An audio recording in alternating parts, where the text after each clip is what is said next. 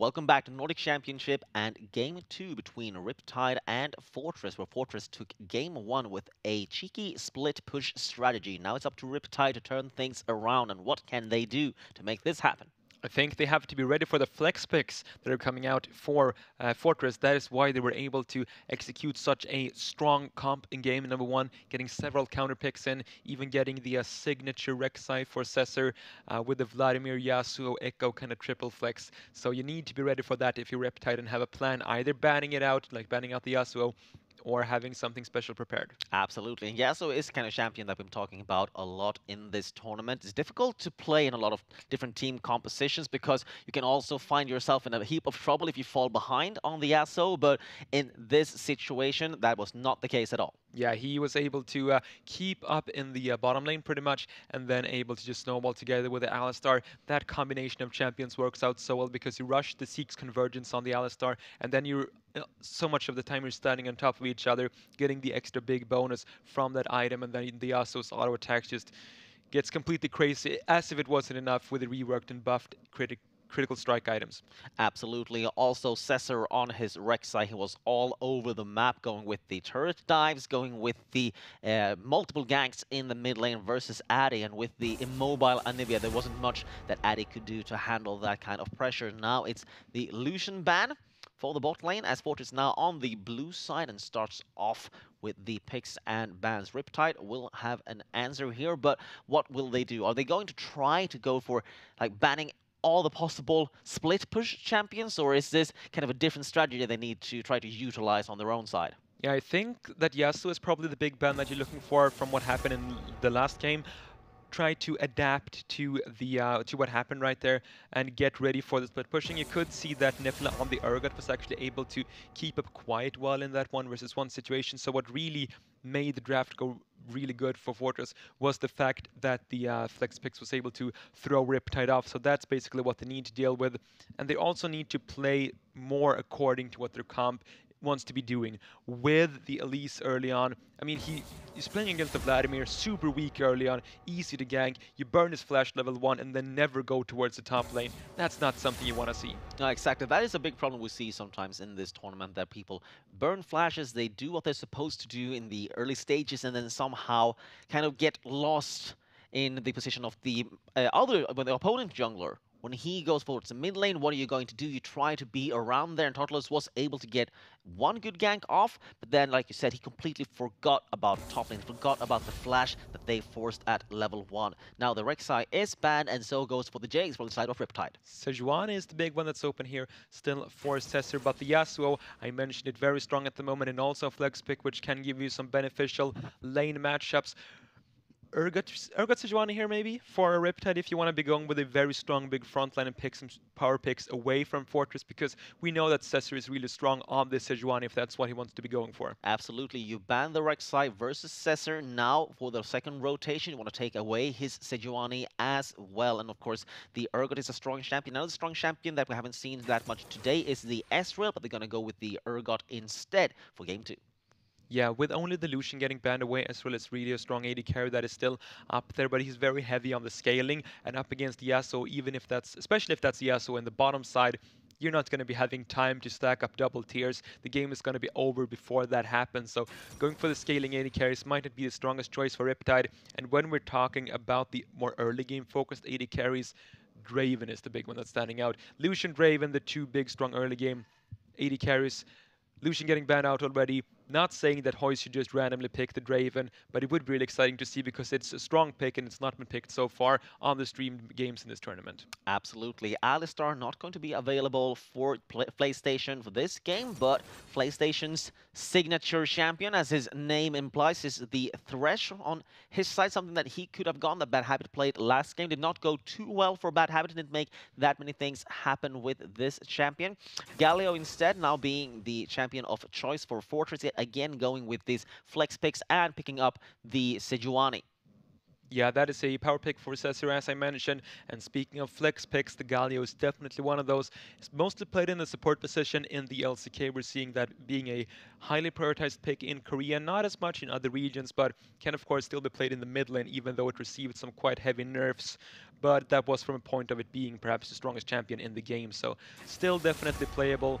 And we do have some big tanker front lines for both teams in this first this first draft, which makes the tank busting AD carries really go up in value, and Kaisa in particular.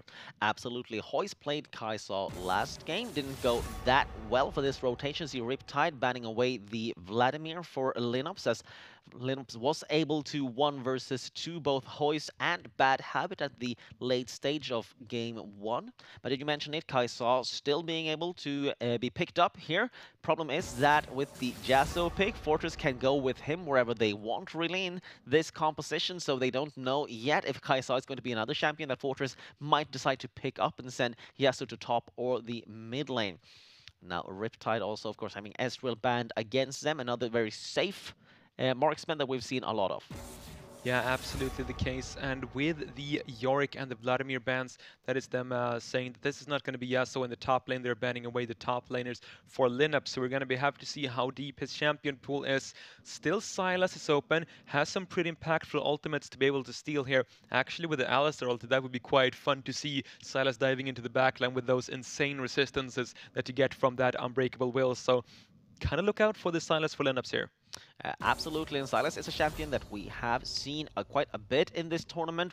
Depends a lot on which player is playing him. He can be absolutely brutal or kind of faltering from time to time, but he had definitely those buffs that he received on this patch have definitely been working out for him. He is now one of the strongest champions in the top lane of this game. Now Riptide, they are going with the first pick for the second rotation. Vayne was the last ban by Fortress, and they're going to go with Sivir for this game, not going for Kai'Sa.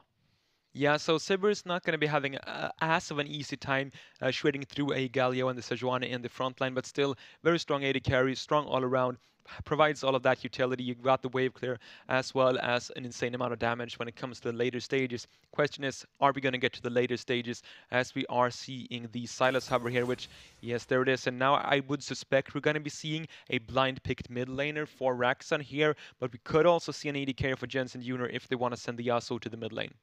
Absolutely, and it's up to Fortress to decide. They have 15 seconds. Also happy to see, like we talked about the Sylas, there are so many ultimates available for him to steal. You can do so much with this. The only downside really with Sylas is that you can only steal one ultimate from one champion, and then you have to sort of wait for a longer cooldown on that one. But with all of this, you have a virtual smorgasbord in front of you to choose from. And the final pick for Fortress is the mid laner, the Syndra.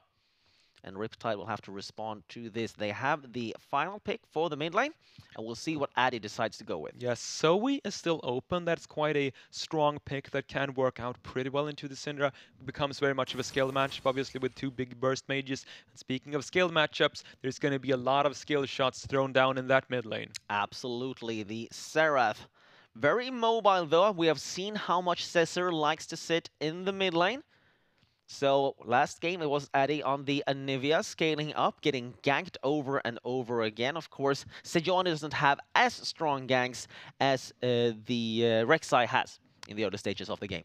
Yeah, really needs that level 6 to be able to do anything. And speaking of level 6, that's the same power spike that Raxon wants for that burst. So after picking up that level, I would not be surprised at all to see Cesar hanging around that mid lane really heavily. So just wants to farm to 6 and then try to punish Eddie because he's going with a teleport right now. There's no cleanse. I think cleanse is definitely the more safe choice here. Teleport is quite a bit more risky. You're sure you're going to be getting some free recalls, but yeah, I would be surprised if Cesar's not going to be surprised when he goes into the loading screen, sees that's a teleport, and he's going to decide, I'm going to try to punish this mid lane, punish him for not going with the cleanse. And as I'm talking about it, he switches to cleanse at the last second. Yes, okay. So that happened. It is going to be cleanse in the mid lane for the Serath. And on the other side, of course, the Syndra has decided to go with the heal instead, with the extra survivability, with the extra mobility that you get from that. But I would not be surprised at all to still see so much focus in the mid lane. Even without the Ignite, Syndra has so much potential to pick up kills. Yeah, for sure. I think playing around that lane would be a very strong choice. Also, after Galio's been hitting that level 6, he can come in to support with those ganks as well as we're jumping into the Rift. Maybe for the final time today, if Fortress should take away this game in a 2-0. Absolutely. It's up to Riptide to show that they have more in the tank. They have more gas that they can put out and blow this match up. Let's see if they're going to go for another invade in this game. As in game 1, we talked about it earlier, they were able to force the flash of Linux up top lane, but weren't able to do that much with it. Tartalus this time on the Gragas can, of course, again go with the flashy plays on this champion. But Linux on the Silas, of course, has a lot of mobility built into this champion. Yeah, speaking of Linux, he has so many impactful ultimates to steal. We've talked about it earlier, but I think you need to reiterate on this. Alistar ultimate, of course, it's going to give you so much teamfight pressure on this Silas, just being able to sit in the backline for such a long time. Gragas Barrel, the explosive cask, is going to be giving you so much playmaking potential with the mobility that you've already got in the kit. And finally, the Underhunt from the Sivir, another very, very impactful ultimate with an engaging team like they've got going right now. I really enjoy the Silas pick here a lot. Absolutely. PlayStation now showing himself, knowing that there are indeed players inside of that bush. Gonna give a little bit of gold away to Hoyce, who is happy to get any extra CS that he can pick up. But yeah, with this Galio and the Yasuo down bot lane, it's going to be some harass coming out of the Galio and a little bit more of a push potential versus this Sivir. Yeah, melee bottom lane, also importantly enough, together with this Sejuani, is gonna potentially be a good choice if the Sejuani chooses to come down towards the bottom side, because that stun is going to be stacked up quite easy with all of the melee auto attacks that are going to be going down. Overall, showing the Yasuo Galio lane right now, this is really an aggressive lane that you can make a lot of things happen in, but the defensive potential for the... Oh, speaking of aggressive, he just eased forward into the minion wave. PlayStation, that was ambitious. Yeah, definitely ambitious. PlayStation tries instantly to make one of those plays you were talking about. Not going to happen though. Still goes for it yet again, just getting level 2, gets the taunt off on Bad Habit. Ignite has landed as well, gonna force the flash immediately, and Bad Habit just barely surviving, but getting that low at level 1 is never something you want to see. Yeah, trading away the summoner spells right there, forcing both the flash, only the flash to come out there for Bad Habit, but maybe forcing the recall as well. Good turn of events for PlayStation and Jensen, who weren't looking too strong early on in game number 1, where they were just falling behind the laning phase and not able to pull any sort of plays off. With the Galio, they do have a very strong level 6 all in and towards the bottom side, but can still make things happen before that, as they just showed. Yeah, absolutely, especially with PlayStation being that aggressive, jumping in straight into the face of Bad Habit. No fear whatsoever. Bad Habit losing out in that situation, as he already used his Pulverize on Jensen. Now we'll see if Tartalus will do something about this bot lane. It is pushed up quite a bit. No warding right now, so he could be trying to go for something down this bot lane. He's getting quite low on this Gragas though, and generally on the Predator junglers really want to get that first recall off to get those boots, so I think that's what's going to be happening. And then after that, when he's got the Predator boots, he's going to be looking to make a lot of things happen. And we spoke about the mid lane pressure earlier on. Yeah, there comes the stun, there comes the follow-up, the charge. Addy tries to juke back and forth, takes so much damage before he can back off, having to use his flash. And we've seen this happen time and time again when it comes to Cesar. He forces a flash, and then he comes back, and that's when the hurt is gonna land. Yeah, we talked about the level 6 all-in potential with this Sejuani Syndra in towards the mid lane, and when there's no flash on this immobile Serath without any sort of defensive utility built into his kit, that's going to be such a rough time for him. And yes, Serath can work out if you're able to get him to the later stages. He can provide a lot of wave clear, a lot of poke, but at this point in the game, after level 6, it's going to be having such a rough time. This is going to be Tartalus coming towards bottom lane though. Yeah, Tartalus is about to arrive. The reverse fight is about to happen. Exhaust lands on Bad Habit, which is not the one that you want to exhaust. An attempt to go 1-for-1 is here, and Jensen manages to get it. Goes 1-for-1 so far, then he flashes away. Not sure though if he can get out of this sticky situation. One more auto attack is going to finish the job, and that is Hoist picking up a second kill. Yeah, really poor vision control on the bottom side of the map for Fortress. When you've got this double melee lane, you really want to be putting on the pressure early on. They're playing really aggressive on this Galio Yasuo lane, and then not a single ward on the bottom side of the map, with Cesar not being on that bottom half either. So, got a question on that choice to play that aggressively, maybe not respecting Tartalus and the ability to gank before he gets the first recall off on the Predator jungler. Still good play from Tartalus and Bad Habit, and he's back in the mid lane. This is what we talked about. Yeah, this is Cesar in a nutshell. He finds Addy, one more auto attack is gonna finish the job, and Raxon is donated that kill. Not using any of his summoner spells, Addy had to use his cleanse in that situation, and Cesar will definitely be back for more. Up top lane, Nipla versus Linux.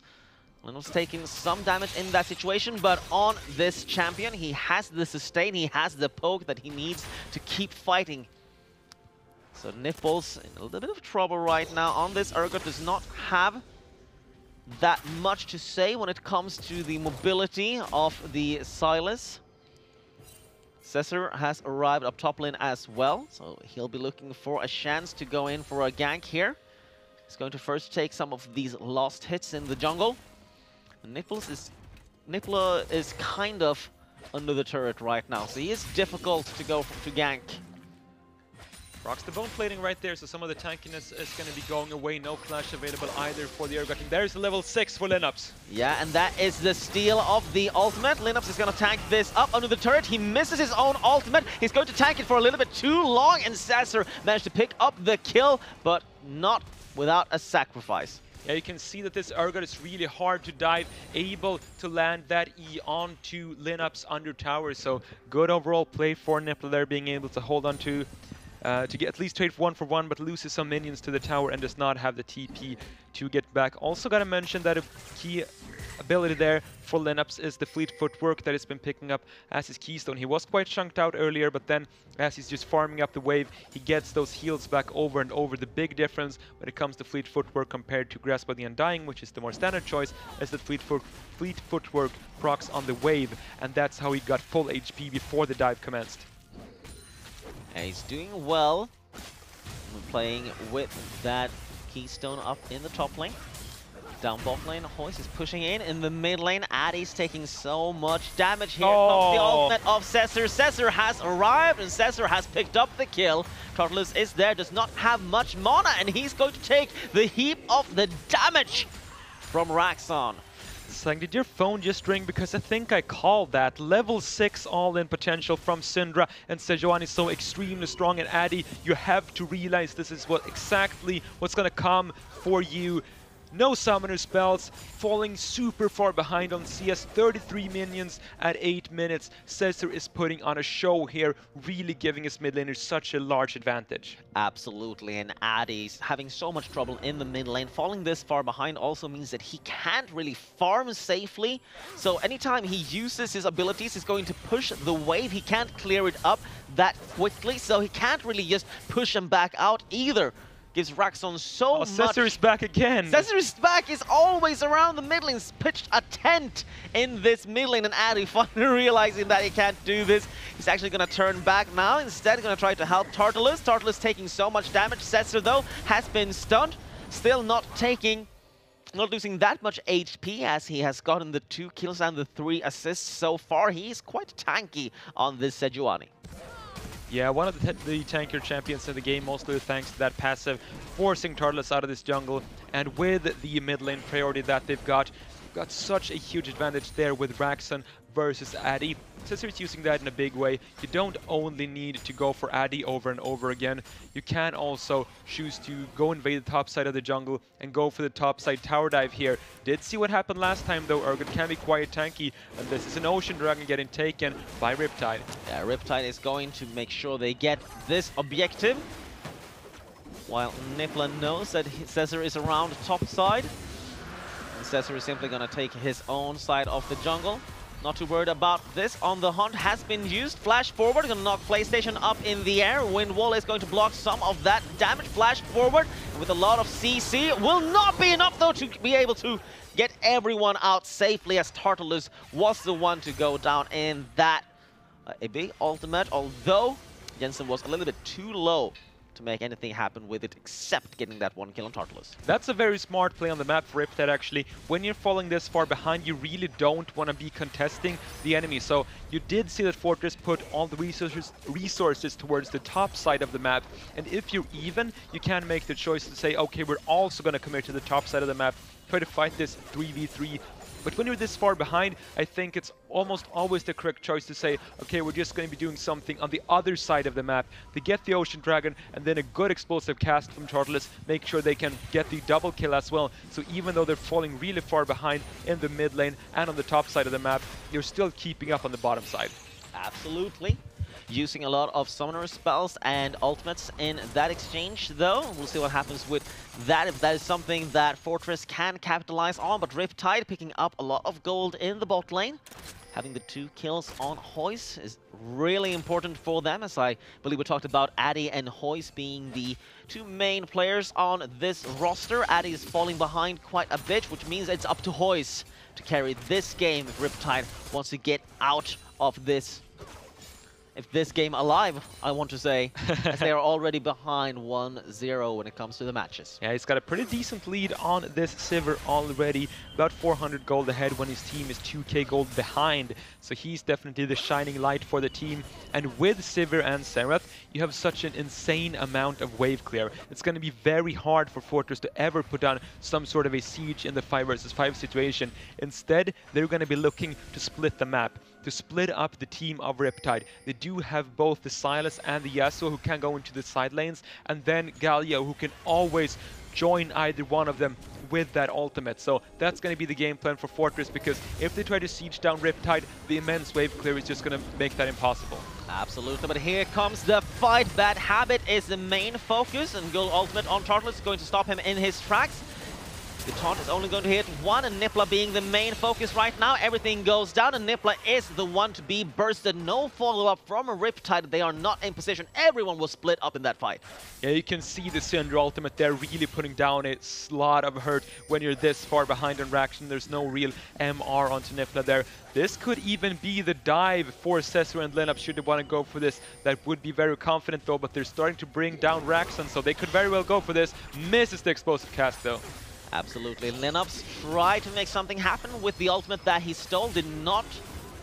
Now it's going to be a fight under this turret. PlayStation being focused down, but Bad Habit is the first one to go. Simply PlayStation being too tanky for them to burst him quickly enough. And Addy had started to roam down towards the bottom side on this Xerath, which gives Raxon a lot of free time on this tower. This is going to be propelling this gold lead even further for Fortress, so they're definitely executing a strong mid game here, and you can see it's down to this duo, Raxon and Cesar. They've been able to make so many things happen. He's just going to be fishing for more of these Sejuani engages around the mid lane, playing alongside his strong Syndra in the mid lane.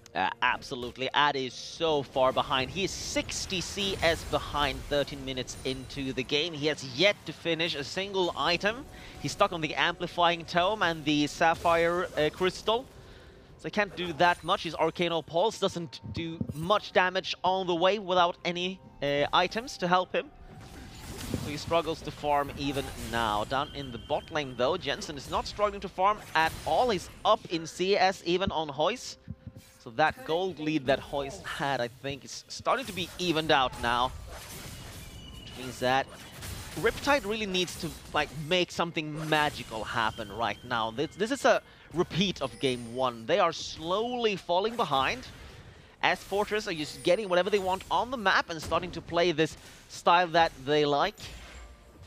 And when your opponents are able to do almost whatever they want, you really need to look at your strong points as a team. But Riptide falling behind in every single lane makes it so difficult to see what is it, what do we have that we can do at this point before this gold lead gets out of hand.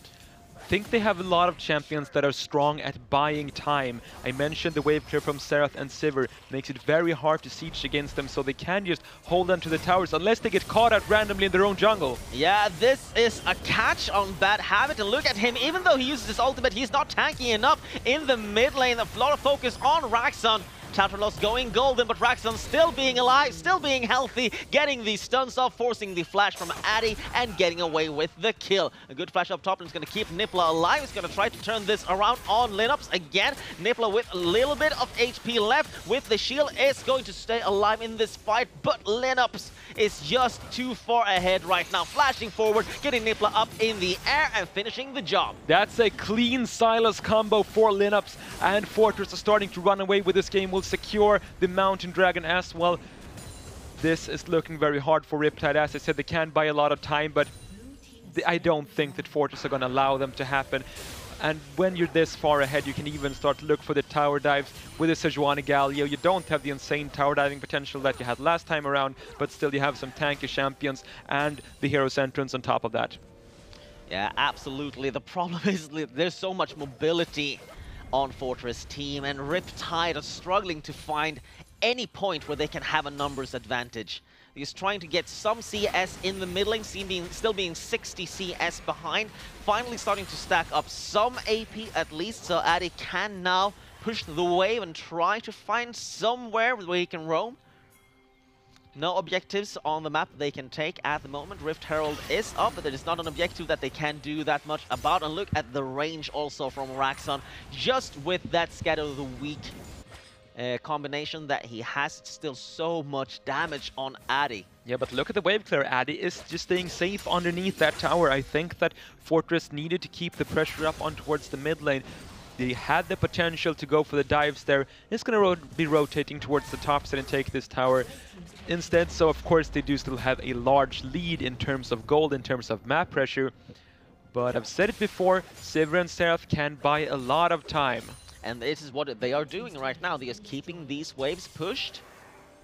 The turret down bot lane has gone down, even though, as Linux was there to push, even though this Rift Herald is the main focus for Fortress. Fortress picking up the Rift Herald, no real response for Riptide. They don't really have the vision that they need to contest any of these objectives. And it's starting to poke a little bit. Just Arcano Pulse does some damage, but Raxon just gonna push this one still. Linux gonna steal the Arcane Barrage? Arcano Barrage thing from Serath. I'm actually not sure what it's called. It's Right called of the Arcane. Right of the Arcane, so you were almost right, and that's something to do with Arcanes. Bad Habit now moving towards top lane. Ultimate is going to be used by Tartalus, not going to hit that much, simply forcing Jensen and Cesar to back off. Linux is on a rampage, finds the kill in the mid lane. Bad Habit has to run away from this. Another taunt coming up together with the Proto Hex belt is going to finish the job. Arcano Pulse used by Addy, trying to add some damage into the mix, but it's such a difficult thing to do when you're that far behind. That's where you want it. That is an interesting Rift Herald. He wanted to summon it over the wall, I'm pretty sure. No, that's exactly where he wanted it, I'm sure about it. So he's going to sneak it behind enemy lines. Still going for this turret, actually still going to be able to use brute force this turret. So the Rift Herald still was able to get some things done here. Managed to get the turret, managed to propel the gold lead even further ahead. They're now up 8k gold. 18 minutes in, and Fortress are looking as strong as ever. Yeah, just need to keep on the pressure, force the fights over and over. They are strong enough to start to go for these sort of dives if they want to. And with the Lich Bane getting picked up for Linux here, we've already seen him win the 1v1 duels with Nippla. I think that's just going to get even worse at this point, and that's a big problem for Riptide, because the other 4 people, if you've got Nippla off in a side lane fighting Linux 1v1, the other 4 people can hold on to the towers. They have really good wave clear, they can just stall right there, but if they are losing the 1v1 on the other side of the map to Linux, that is a big problem for them. 1-5 for Nippla, 5-1 for Linux. That's not what you want to see if you're a Riptide fanboy, and I know they have quite some fanboys. Yeah, absolutely. We're so happy to have them here, our first Icelandic team in this tournament, and they are now experiencing what it means to play on the Nordic stage, away from home. I won't say, well, they are at home, but away from their usual scene, so to speak. And playing versus this is not something easy to do. Still, they're putting up a really good fight versus these teams and still looking for that first win in this tournament. And it's going to feel so sweet when they get it. Yeah, that is absolutely the case right now. We have been talking a bit about the shutdowns though, and there's a 1k bounty on Raxon and 750 gold onto Lineups. So if he gets overly frisky on this Silas in towards his side lane, and there can come in a rotation, perhaps with Tartalus and a Silver Ultimate to be able to gap close on him, that could be a way back into the game. Getting a large gold injection like that onto a key member like Addy or Hoist could be a way for Riptide to potentially crawl the way back, because right now it's looking pretty grim. 10k gold behind, Baron is up, and there is a Mountain Dragon for Fortress. Mountain Dragon available. Cesar has arrived top lane, focusing Tartalus. Tartalus down at half HP. And look at the burst damage on Bad Habit. Jensen under the turret, tanking it up. Doom jumping back in again. Is going to falter before he can get that much off it. But the rest of his team is there to pick up the slack. Focusing down Hoist now. 2 for 3 so far, still chasing down Nipples. He has been stunned under the turret, now continuing this. Gonna flash forward, not gonna be able to get it. Linup's going down, that's an 800 gold shut down, and Nipla still alive with the triple kill after that dive. Wow, what a miscalculation for Fortress. They thought they were strong enough to dive that, but they definitely were not, and so much gold going over to Nipla right there. He just made 1.5k gold in that fight from all the kills and shutdowns that he picked up. A triple kill for him right there. Goes straight to the base and buys an adaptive helm, which is so strong up against several members here, especially the Syndra, but also the Silas. This is going to be a very tanky Urgot in the next fight, and potentially a way for Riptide to get back into the game. Absolutely, Riptide really needed that fight. A big misstep by Fortress, going way too deep under that turret. Maybe, probably knowing on their side that they overstepped their boundaries, so to speak, diving that far. And also, of course, Raxon not really wanting to join in on the fun, was not in a position where he could do that much, not wanting to waste any of his summoner spells, and just letting the rest of his team do whatever they wanted.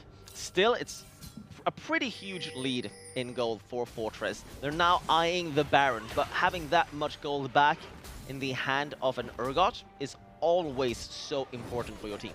Yeah, it's almost catched up in the 1 versus 1 when it comes to those items, and with the Magic Resist getting stacked up, he's going to be in a better spot versus Lineups. He's still not going to be winning the 1 versus 1s at all, but he's going to be able to go toe-to-toe with Lineups when it comes to just keeping the tower safe. So with that split push going on into the side lane, I think split pushing more with Yasuo could be a way for Fortress to try to start to open up this game, because Yasuo, he's not that far behind, he's a strong split pusher, and they've not really been utilizing that. No, absolutely. Yasuo has more been rotating around with PlayStation instead and using that kind of combination. Nipla now down bot lane. He has the Ignite rotation now on his unsealed spellbook, so not gonna have a teleport. Flash forced in the mid lane as Addy was yet again almost caught by Cesar. Cesar doing a good job keeping track on the immobile champion.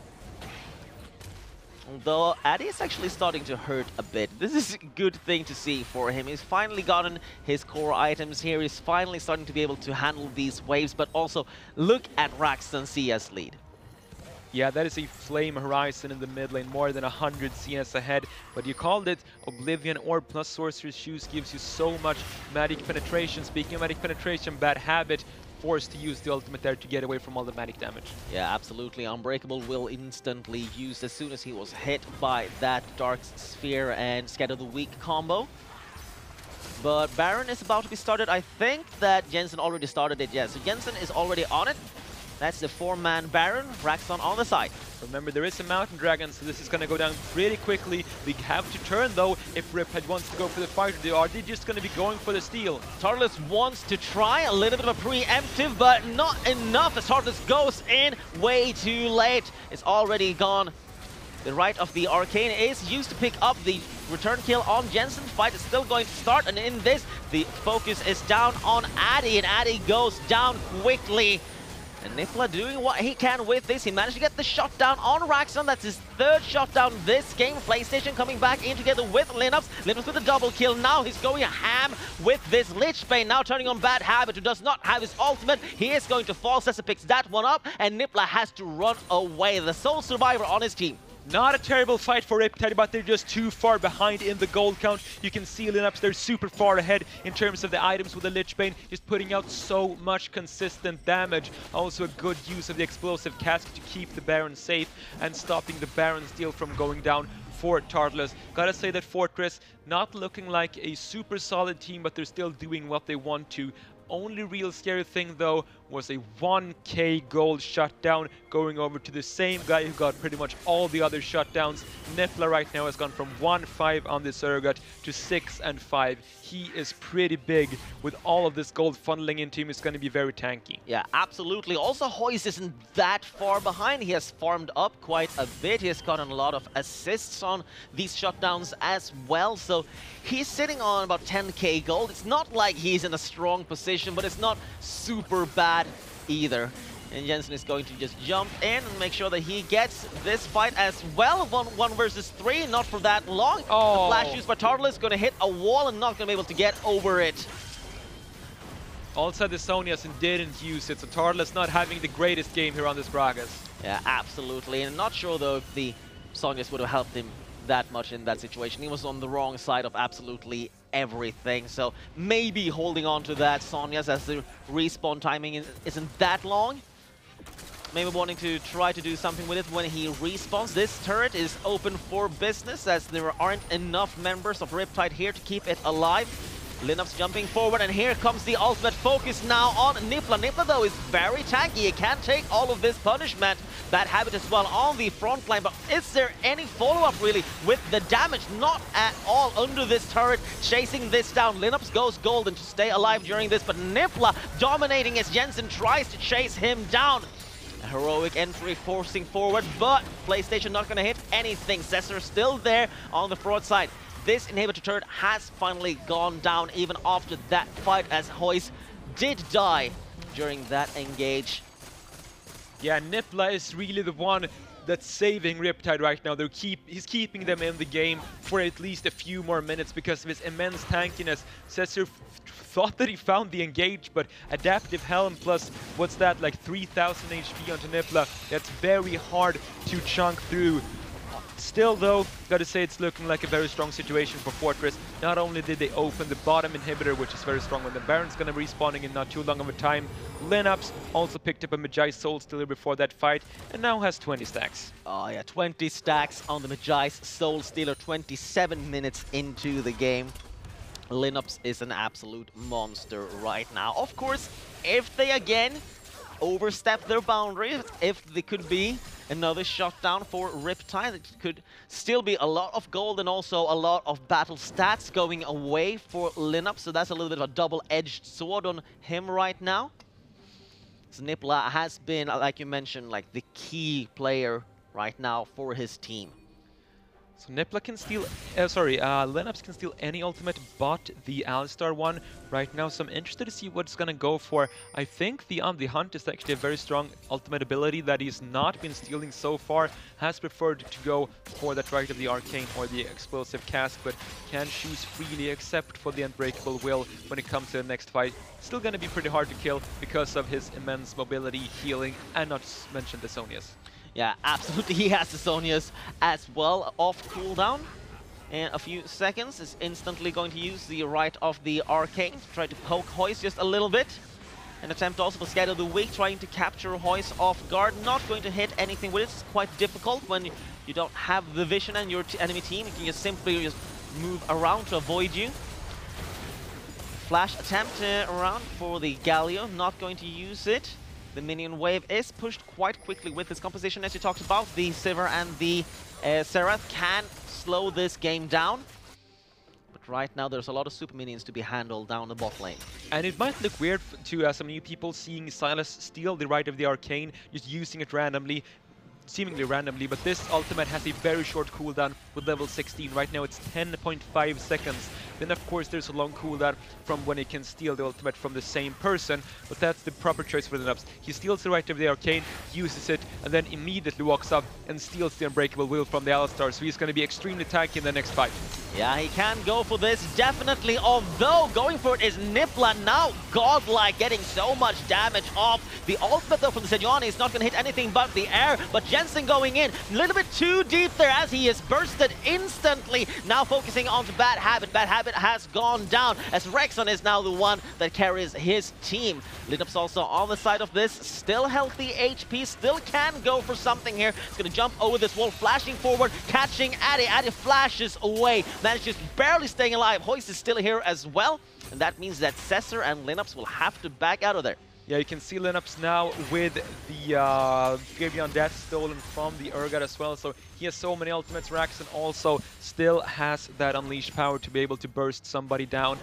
Did burn a lot of summoner spells, but still Riptide, they are holding on. We are now going to be 30 minutes in, and they're still holding on to their base. This is not something I expected, but the whole team, and Nipla in particular, have been finding some good engages, even though they're really far behind in the gold count.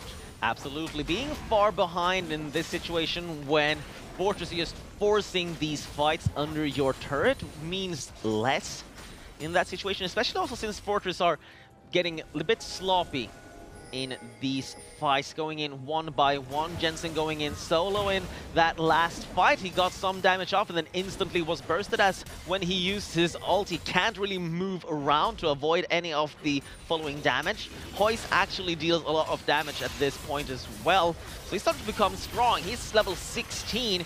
He is the highest level on his team, Bad Habit being the lowest at level 12, but a free Baron, not that much the Riptide can do about it, is going to go to Fortress, and Fortress now can gear up for what could potentially be the last fight of the game. Yeah, that double Mountain Dragon really paying dividends right there when it comes to securing that huge objective. And the next push is going to come down as soon as Cesar makes his way on towards this map. Next dragon is going to be Mountain, which is not really that big of a dragon for them right now. I think they can disregard that and go for the push, and I think the splitting is the right choice. Lineups up in the top lane, the open inhib down bottom means that the super minions are going to be pushing there, and then the rest of the squad going down in the mid lane. Could even be looking for the tower dive if they're feeling frisky right now. Lineups in the side lane though, he's going to be very hard to deal with. Yeah, absolutely. The question is who is going to try to deal with him, as strong as he is at this point. 25 stacks, but oh, look at the focus on Hoist. Hoist managed to instantly cleanse that one. Is going to run around it. On the hunt has been stolen from him, so there's a lot of mobility in the hand of Fortress. Fortress is still going to burst this one down, moving forward on this inhibitor. Yeah, actually still the explosive cask there, so we'll be able to use that for the disengage in the next fight, but looks like they are playing a bit cautiously here. Of course, have the warm-ups on the Sejuani to keep regenerating. Yeah, Linus move forward with the explosive cask, focusing Nipla yet again. Unbreakable Will on Bad Habit, now starting to become quite tanky on the front side of this. PlayStation doing the same thing on the other side, but look at Hoist shredding through all of these players. Raxon finally get Bad Habit, but he's gone down dangerously low while that happened. Hoist still healthy, still able to keep Fortress at bay. Wow! Fortress cannot deal with this front line. Nipla, with all of the tankiness he's gotten from all of the shutdowns that he's picking up, and Bad Habit with the Unbreakable Will, there's no real way that Fortress deals with them. I mean, yes, over a very long period of time, they're going to be able to shred through the tanks, but that's going to be taking a while, and so far, Nipla and Bad Habit are just doing a very good job at buying time for the backline, and yeah, they're holding on to the base. I thought this game would be over 5 minutes ago, but Riptide are keeping this fighting spirit up. Yeah, Riptide still alive, still in this game. 33 minutes in, securing this Mountain Dragon doesn't mean much else than the Elder Dragon that will be the next objective for Fortress. But still having the Baron buff, overcommitting a little bit, I think, with these fights that they start. I'm not sure if they want to be going for these 5 versus 5 fights, but it's what they have been opting to do for the past 15 minutes of the game, I think, and it's been gradually going better and better for Riptide. And Lineups recalls to pick up the Rabadon's death cap with a 25 stack Magi's. He's hitting on 762 ability power right now with 6 items. That is quite a bit of ability power, and if he steals the right of the Arcane or Explosive Cask, these abilities with some really good AP scalings, he's just going to be able to one-shot someone. But that is provided he can get onto the back line, and in these fights, Nipla and Bad Habit have shown that they are the key players, being able to peel for their own backline in such a good way on these huge tanks. Yeah, absolutely. Bad Habit has been sacrificing himself for the greater good over and over again, just to keep Hoist safe. And Hoist has been going to town, especially on PlayStation and Cesar. They've been trying to get into position to keep him away from their backline. So it's a lot of back and forth here. Without any ranged marksmen on Fortress, it's difficult for them to get into a good position. It's up to Jensen to somehow find a position where he can do as much damage as Hoist in these fights. But Jensen has been going a little bit overboard with his last breath. Yeah, they can't really poke against the Sivir and the Serath.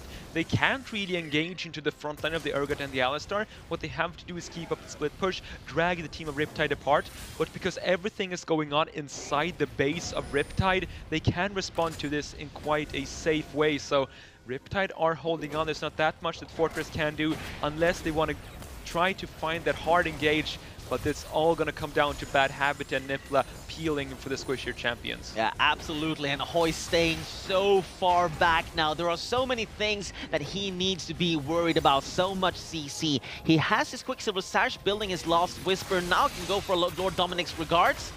Linup's going for a little bit of a trade with Nipla. You can tell that Nipla is quite strong at this point. He can actually handle Linup's slightly, at least. Maybe not for a all-in, but Linup's actually going to have to back up just a little bit. Top turret now being the focus. Explosive Cast will be used to force Fortress away. Yet again going to delay this for as much as possible. Raxon juking back and forth and just barely surviving with the help of the Redemption.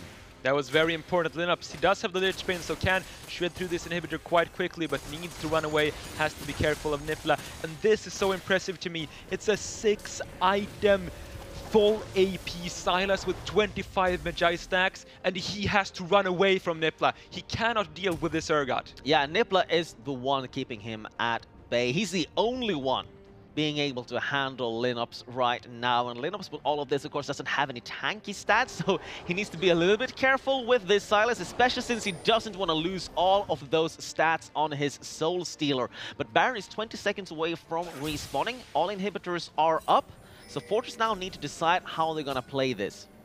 Yeah, Baron is of course a big objective when it comes to pulling Riptide out of their own base to be forced to go for a fight around here. If Fortress can force that somehow, some sort of a flank is of course a good decision, or some sort of a split push, and that's what Linux is doing. He is eyeing this bottom lane inhibitor, gonna be dragging the team of Riptide apart, forcing them to respond to the split push of Linux. I think this is definitely the proper choice for Fortress with the comp that they've got going for themselves. Yeah, absolutely. Linux now has been spotted, but the response has yet to be made by Riptide. Inhibitor goes down, and with about 2 hits, On the Hunt is used instantly, focusing Cesar. Everyone gonna CC him for as much as they can. Cesar tries to flash away. Oh, this is going to end the game! It's going to end the game! Yeah, Linux, of course, is going to end the game while that happens with all of the AP that he has. There is not much that Riptide can do, and that is Linux finishing the game all on his own with about, I didn't really count, but I think around maybe 10 or 15k AP in his build, something like that. 767. That's what did I say? 10k. All right, well, that was close at least. Pretty close. Pretty close. And with the Lich Bane and the Elixir of Sorcery as well, you can see how he was like two-shotting those towers. Yeah, absolutely. So like that was not the response that Riptide really wanted to make when they see that Linux is inside of their base with that build. But Riptide did everything they could. In the end, they forced this kind of sneaky backdoor tactic from Fortress, just simply because Fortress couldn't brute force their way through the base. Yeah, for sure. They had a really tough time closing out the game versus this Sivir and Serath. And I gotta say, this is a worrying sign for Team Fortress, because I thought that they were going to be one of the stronger teams. They have some experienced and well-known players.